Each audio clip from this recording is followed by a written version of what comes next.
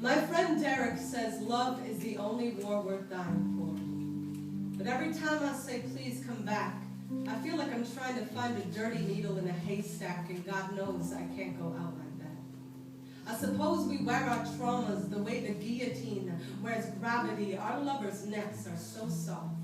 I lost my head so many times. I got sober, just hoping my eyes would dry. Still I drink so much in my sleep, I can't sleepwalk a straight line to the guest room where collapse hangs so heavy inside her lungs. She speaks, and her voice trips across her heartbeat. Each word limps into the air. We are gone, she says. And I am no mortician. I have no idea how to put makeup on the dead. I have no idea how to un-erase, so I just puddle at the door, my face looking like a deck of falling cards, like everything's been playing me. We tried so hard, but when I said give me a ring, she thought I meant to call. No, I haven't had her number for 3 years. We've been saying how many times? Are we going to keep cutting these red flags and Valentines? You know, all those wars we fought have turned our shine into rust. We can't even touch each other's hearts without a tetanus shot.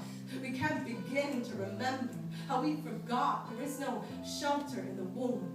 The heart forms long before the rib cage. My mother swore she could feel me kicking weeks before my feet formed. That's how hard my heart beat. And it still does. But they say the womb is where we learn love, is knowing the cord that feeds you could at any moment wrap around your neck. I hold my breath for the entire 56 seconds it takes her to walk to the window, to stare at the road, to tell me she has nothing left, to tell me we are done carrying our level heads and our tornado chests. And for the first time, I know she is right. As the dawn, after our first date, we were so young. I hadn't written an honest love poem yet. I hadn't met anyone I could fall so hard for. To the night we kissed on our skateboard. She teased me for going so slow. I said, I never want to catch up to the letting go.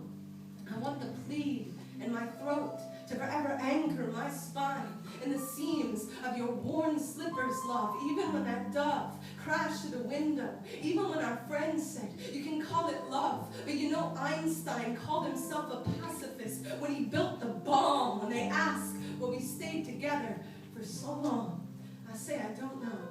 I just know we cried at the exact same time in every movie. I know we blushed every day for the first 2 years. I know I always stole the covers and she never woke me up. I know the exact look on her face the first night she used my toothbrush. The next day, I brushed my teeth like 30 some times because I didn't want to let her go. You have to understand, when it hurt to love her, it hurt the way the light hurts your eyes in the middle of the night. But I had to see, even through the ruin, if what we were burying were seeds. There were so many plants in our house, you could rake the leaves. Even through that winter, when I was trying to make angels in the snow of her cold shoulder, she was still leaving love notes in my suitcase. I'd always find them.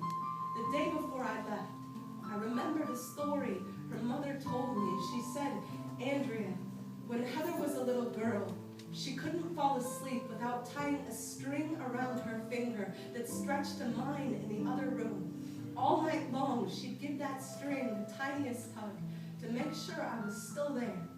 And when I tugged back, that was love.